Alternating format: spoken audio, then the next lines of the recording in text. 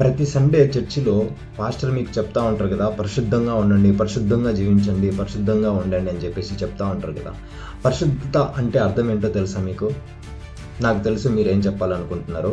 ఒకవేళ పరిశుద్ధత అనేది మనం చేసే క్రియలను బట్టి అయితే గన, పాత నిబంధన చూసుకుంటే యెహోవా దేవుడు అందరికంటే ఎక్కువగా తన్ను తాను పరిశుద్ధపరచుకున్నట్టు బైబిల్లో ఉంది.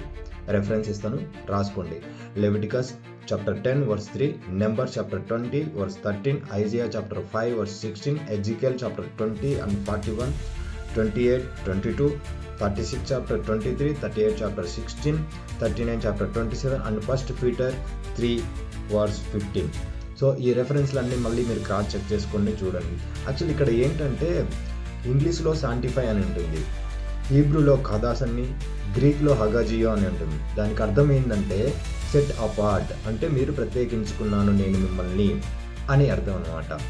క్రియలకు సంబంధించినది అయితే దేవుడు సబ్బాతి దినాన్ని పరిశుద్ధపరిచాడు, అండ్ వస్తువుల్ని పరిశుద్ధపరిచాడు, అండ్ ఆయన నామాన్ని పరిశుద్ధపరుచుకున్నాడు, క్రీస్తు కూడా పరిశుద్ధపరచబడుకున్నాడు. ఇలా చాలా ఉన్నాయి పరిశుద్ధపరచుకున్నట్టు.